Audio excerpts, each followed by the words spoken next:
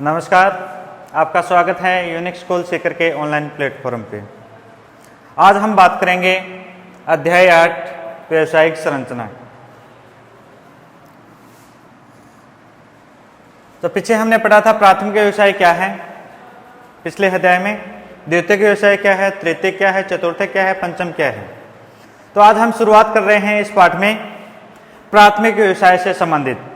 तो सबसे पहले हम बात करते हैं कि प्राथमिक व्यवसाय क्या है, शॉर्ट रूप में देख लेते हैं।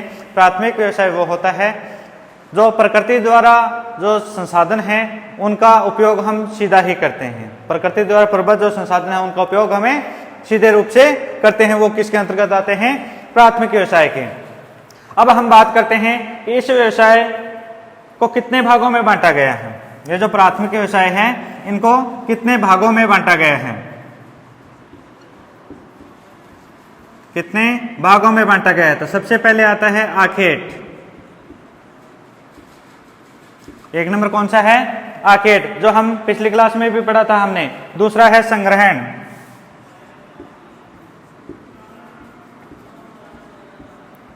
तीसरा है मछली पकड़ना,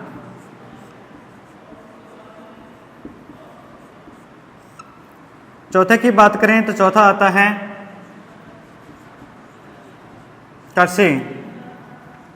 पांचवें की बात करें तो पांचवा कौन सा है? पशुचारण। छठे की बात करें तो छठा आता है लकड़ी काटना।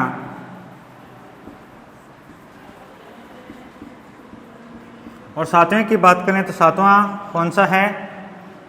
खनन। तो जो प्राथमिक व्यवसाय है उनको कितने भागों में बांटा गया है? तो भागों की दृष्टि से देखें तो कितने भागों में बांटा गया है? 7 भागों में बांटा गया है। तो 7 भाग कौन कौन से हैं? देखो, आखेट, संग्रहण, मछली पकड़ना, कृषि, पशुचारण, लकड़ी काटना और खनन कार्य। तो इसमें जो आपने 5 नंबर देखा है पशुचारण, पशुचारण में हम पशुपालन भी लिख सकते हैं। साथ में क्या लिख सकते हैं? पशुपालन भी। पशुओं को पालना है या फिर पशुओं को चराना, वही बात है, दोनों एक ही हैं। तो अब हम सबसे पहले शुरुआत करेंगे आखेट की, कि आखेट क्या है। सबसे पहले यही क्वेश्चन बैठता है हमारा कि आखेट क्या है। तो आखेट में हम बात करें तो आखेट क्या है?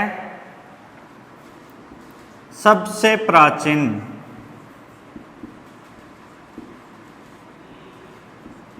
क्या है? सबसे प्राचीन कार्य है। पहला पॉइंट क्या रहेगा कि आखेट है, यह विश्व में सबसे प्राचीन कार्य है जिसमें कम व्यक्तियों की आवश्यकता होती है। कम व्यक्तियों की क्या होती है? आवश्यकता होती है।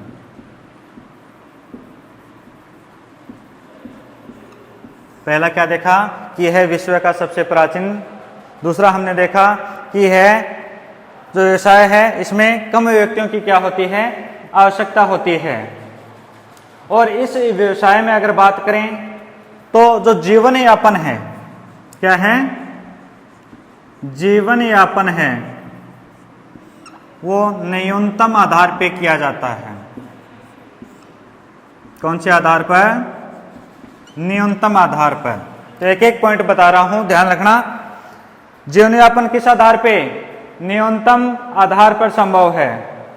और आखेट है वो कौन कौन से प्रदेश में निवास करने वाली जनसंख्या है उस पर निर्भर करता है। तो कौन कौन से प्रदेशों की जनसंख्या? अतिशीत। कौन सी? अतिशीत प्रदेश। दूसरा कौन सा है?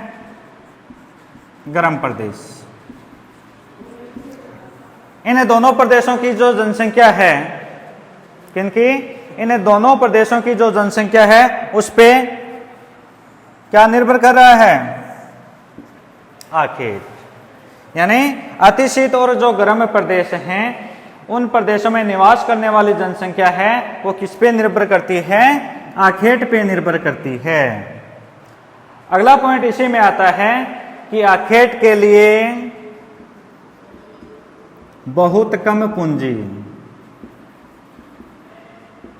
रिपीटेशन की बात आ चुकी है।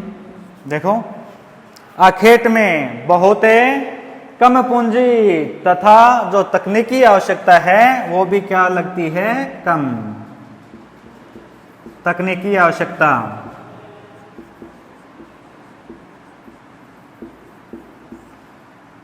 आवश्यकता है वो भी क्या है, कम। ध्यान देना, तकनीकी आवश्यकता की बात आई है तो तकनीकी जो आवश्यकता है वो बहुत ही कम होती है। अब आगे बात आती है कि अवैध शिकार के कारण,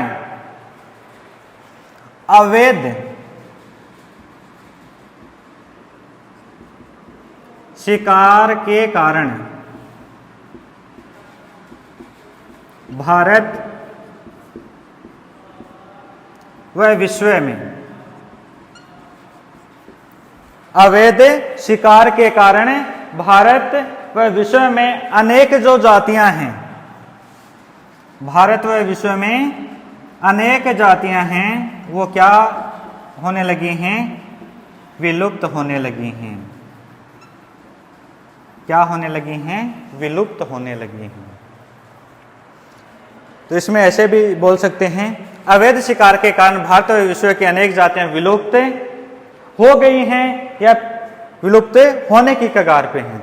या तो ये प्रजाति जो जाति हैं ये क्या हो गई हैं, विलुप्त। अगर नहीं है तो भी होने की क्या बताया गया है, कगार पे बताया गया है। तो आखेट में सबसे पहले क्या देखा था आपने, सबसे पहले देखा था कि यह विश्व की सबसे प्राचीन और इसमें कम व्यक्तियों की आवश्यकता होती है। तीसरा, इनका जो जीवन यापन है वो किस आधार पे, न्यूनतम आधार पे। और जो आखेट है वो कौन से प्रदेशों में निवास करने वाले जो लोग हैं उन पे निर्भर है, यानी किन क्षेत्रों के लोग हैं जो निर्भर रहते हैं आखेट पे। तो उसमें रहेगा अतिशीत प्रदेश और जो गर्म प्रदेश हैं वहां पे निवास करने वाली जो जनसंख्या है वो किस पे निर्भर है, आखेट पे है। इस व्यवसाय में बहुत कम पूंजी लगती है।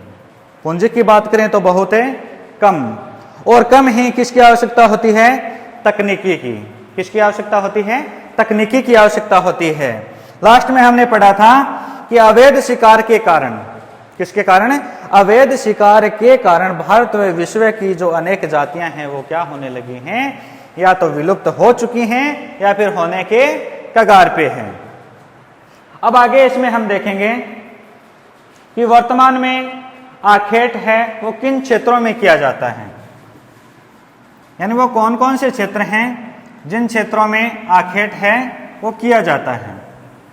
तो विश्व स्तर की बात आएगी इसमें। क्षेत्रों में बात करें, सबसे पहले आता है कनाडा के टुंड्रा व टेगा प्रदेश।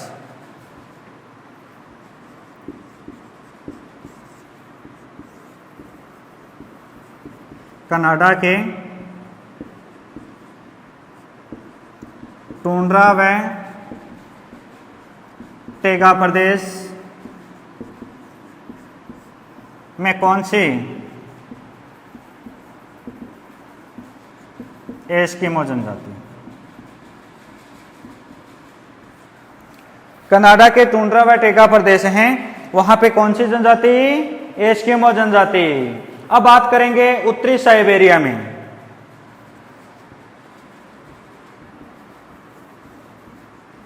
उत्तरी साइबेरिया,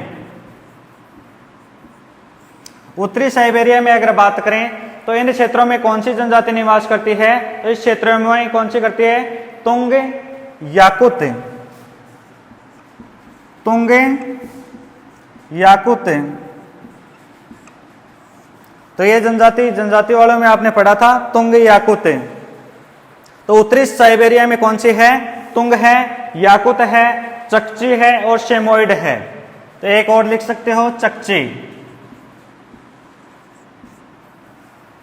तीसरा जो क्षेत्र की बात करें, 3 नंबर जो क्षेत्र आता है वो कौन सा आता है, कालाहारी मरुस्थल में बुशमैन जनजाति। कालाहारी मरुस्थल में बुशमैन जनजाति,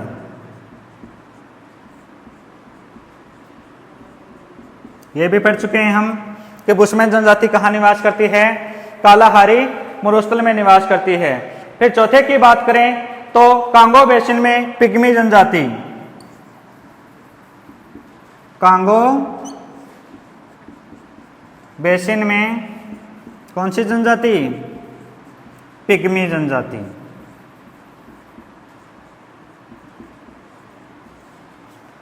तो पिग्मी जनजाति कौन से क्षेत्र में बताया गया है इसमें, कांगो बेसिन में कौन सी जनजाति, पिग्मी जनजाति।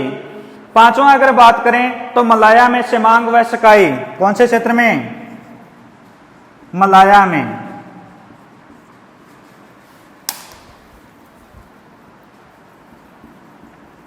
सेमांग व सकाई, मलाया में कौन सी है, सेमांग व सकाई है। अब छठा आता है बोर्निया में पुनान, बोर्निया में पुनान, कौन सा है, बोर्निया में पुनान, कौन सी है, बोर्निया में पुनान।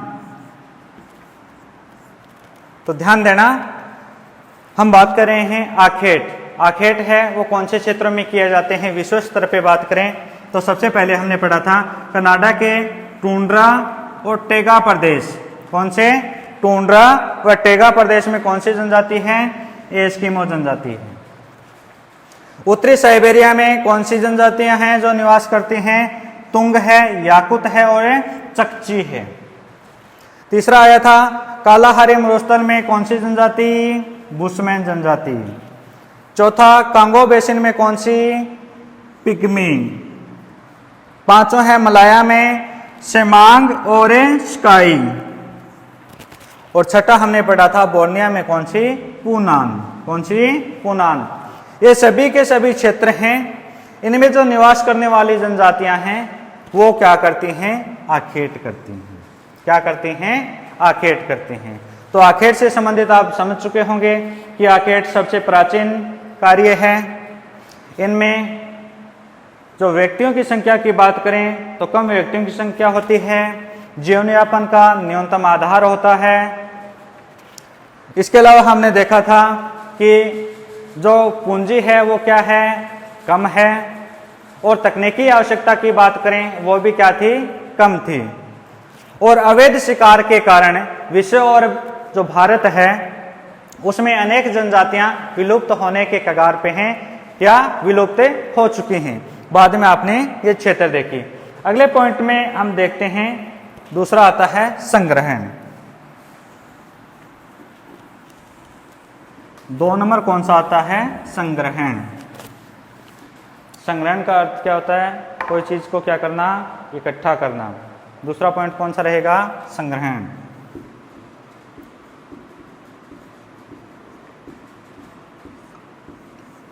तो संग्रहण में देखो, जिस प्रकार से आपने आखेट देखा था उसी प्रकार से संग्रहण भी क्या है, प्राचीन है। जैसे आखेट था उसी प्रकार से यह भी कौन सा कार्य है, प्राचीन है। और खाद्य संग्रहण भी मनुष्य की सबसे पुरानी आर्थिक क्रिया है। इसमें महत्व बहुत कम है। किस चीज का महत्व बहुत कम है, सामाजिक विकास का। सामाजिक जो विकास है, विकास का महत्व क्या है, कम है। ध्यान देना, सामाजिक समाज से संबंधित विकास की बात करें तो उसका महत्व क्या बताया गया है, बहुत ही कम बताया गया है। आगे हम इसमें बात करते हैं कि ये लोग हैं, ये जंगलों से कौन कौन सी चीजों का संग्रहण करते हैं, किन का संग्रहण करते हैं। ध्यान देना, जंगलों से किन का संग्रहण करते हैं। तो देखो, फूल है, कंदमूल है, जड़ें हैं, पत्ते, किनका? फूल, कंदमूल, जड़ें, पत्ते, इसके अलावा एक नाम और आता है बेर आदि का संग्रहण करते हैं। अब क्वेश्चन आ जाए कि जो संग्रहण कार्य में लगे हुए लोग हैं वो जंगलों से किनका संग्रहण करते हैं? तो संग्रहण में आपको याद रखना है किनका संग्रहण करते हैं?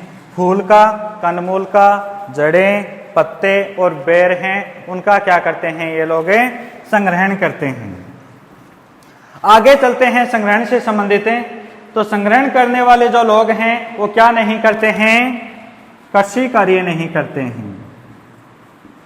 कृषि कार्य नहीं करते हैं, यानी जो लोग संग्रहण कार्य में लगे हुए हैं वो क्या नहीं करते हैं? कृषि कार्य नहीं करते हैं। और ये लोग किसके साथ छेड़छाड़ नहीं करते हैं? पर्यावरण के साथ। पर्यावरण के साथ क्या नहीं करते हैं? छेड़छाड़ नहीं करते हैं।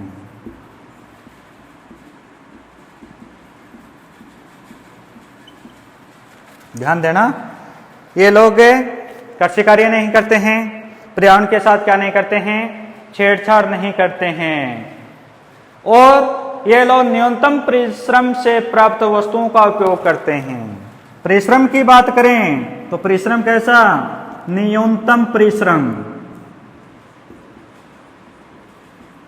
न्यूनतम परिश्रम किससे संबंधित? संग्रहण। यानी ये लोग क्या करते हैं कि न्यूनतम परिश्रम से प्राप्त वस्तु हैं उन्हीं का उपयोग करते हैं। तो न्यूनतम यानी कम, परिश्रम यानी मेहनत, कम मेहनत से जो भी इन्हें प्राप्त होता है उनका ये लोग क्या कर लेते हैं? उपयोग कर लेते हैं। तो एक बार दोबारा देखो, संग्रहण क्या है? प्राचीन। उसके बाद हमने देखा कि सामाजिक विकास का महत्व कम है। किससे संबंधित है? संग्रहण से संबंधित। आगे चलते हैं तो ये लोग किनका संग्रहण करते हैं? फूल, कंदमूल, जड़ें, पत्ते और बेर का संग्रहण करते हैं। बाद में हमने देखा कि जो संग्रहण कार्य में लगे हुए लोग हैं वो क्या नहीं करते हैं? कृषि कार्य नहीं करते हैं। उसके बाद देखा कि ये लोग हैं ये किसके साथ छेड़छाड़ नहीं करते हैं? पर्यावरण के साथ छेड़छाड़ नहीं करते हैं। और लास्ट में हमने देखा कि जो इन्हें न्यूनतम परिश्रम से प्राप्त होता है ये लोग उसी को क्या करते हैं? उपयोग में लेते हैं। अब देखते हैं इनके क्षेत्र, यानी संग्रहण व्यवसाय है, इनके क्षेत्र कौन कौन से हैं? तो संग्रहण व्यवसाय से क्षेत्र की बात करते हैं तो सबसे पहले आता है आपका 1 नंबर में मलाया। मलाया में क्या पढ़ा था? सेमांग व स्काई। आखेट में पढ़ा था वही चीज है। मलाया में कौन सा है? सेमांग व स्काई जनजाति। फिर है अमेजन बेसिन में कौन सी जनजाति? अमेजन बेसिन में कौन सी जनजाति? बोरो जनजाति। बोरो जनजाति। अगले पॉइंट की अगर हम बात करें, तीसरा जो पॉइंट है उसकी बात करें तो इसमें आएगा कौन सा? कालाहारी मरुस्थल में। कालाहारी मरुस्थल में कौन सी बताए थे? बुशमैन जनजाति। साथ साथ में क्या याद हो रही हैं आपके? जनजातियां भी याद हो रही हैं कि कौन से क्षेत्र में कौन सी जनजाति पाई जाती है। उसके बाद हम बात करते हैं तो चौथा आता है पर्वतीय क्षेत्र। कौन सा क्षेत्र? पर्वतीय क्षेत्र। चौथा क्षेत्र है पर्वतीय, यानी पर्वतीय क्षेत्र चाहे कौन से भी हो उन क्षेत्रों में क्या होता है? संग्रहण होता है। फिर पांचवा है दक्षिणी पूर्वी एशिया के आंतरिक भाग। दक्षिण पूर्वी एशिया के कौन से भाग? आंतरिक भाग।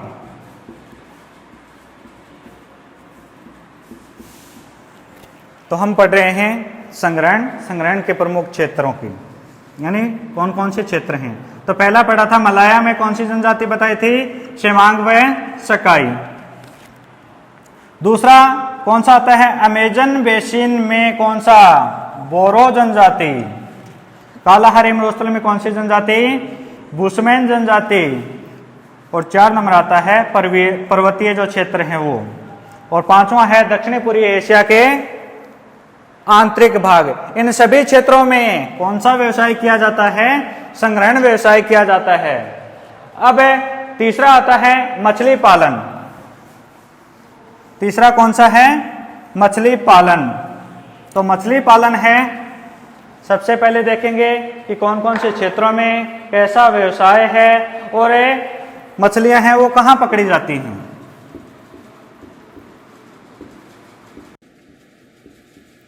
मछली पालन, तो मछली पालन भी आखेट व संग्रहण की तरह क्या है, प्राचीन कार्य है।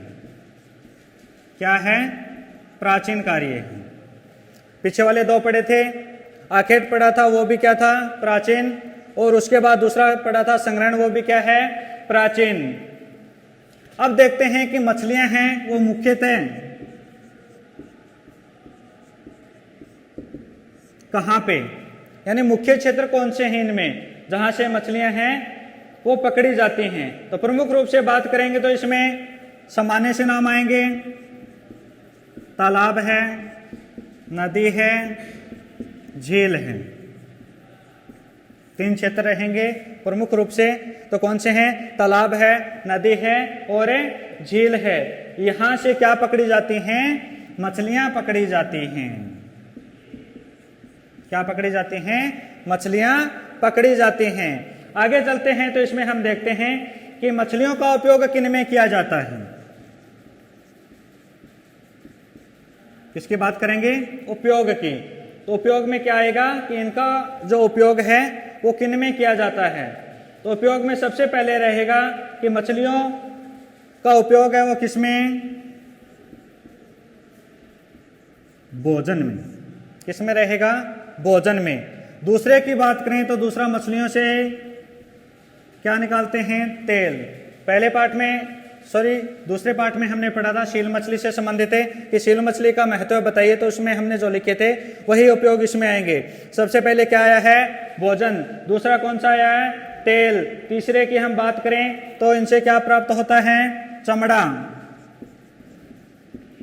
चौथे की बात करें तो खाद बनाने के लिए। चौथा कौन सा है, खाद बनाने के लिए। और 5वें की बात करें तो दुग्ध पशुओं के चारे के उपयोग में। किनके उपयोग में, चारे के उपयोग में।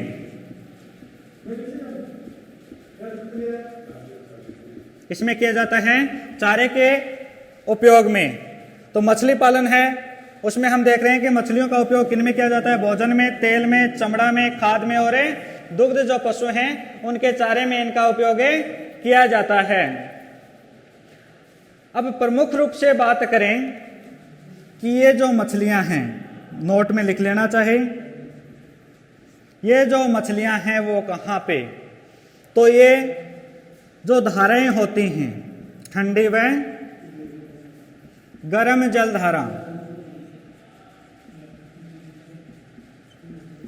ठंडी व गर्म जल धारा जहां पे मिलती हैं, यानी ये दोनों जल धाराएं जहां पे मिलती हैं, मिलन स्थल, वहां पे मछलियों को अधिक पकड़ा जाता है। यानी जहां पे ठंडी व गर्म जलधारा आपस में आके मिलती हैं वहां पे मछलियां हैं वो अधिक पकड़ी जाती हैं। अब विश्व में बात करते हैं कि विश्व में मछली पकड़ने के प्रमुख क्षेत्र कौन कौन से हैं। विश्व में मछली पकड़ने के प्रमुख क्षेत्र कौन कौन से हैं, तो इनके प्रमुख क्षेत्रों में हम बात करेंगे 4 क्षेत्रों की। 1 नंबर आता है उत्तरी प्रशांत महासागर। क्षेत्रों की बात करें विश्व में तो पहला कौन सा है, उत्तरी प्रशांत महासागर। उत्तरी प्रशांत महासागर तटवर्ती क्षेत्र। कौन सा क्षेत्र? तटवर्ती क्षेत्र। तो ध्यान देना, पहला कौन सा है?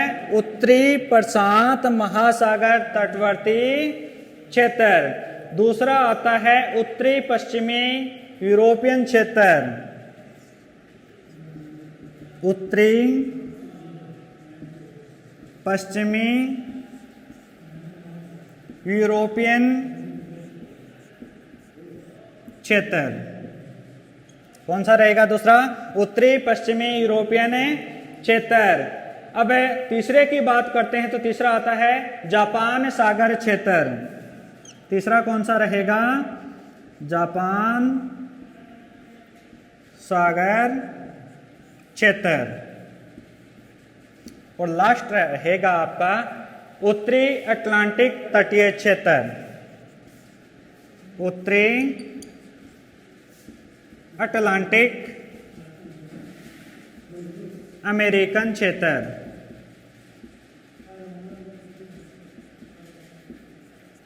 तो विश्व में अगर हम बात करें तो कौन कौन से क्षेत्रों में?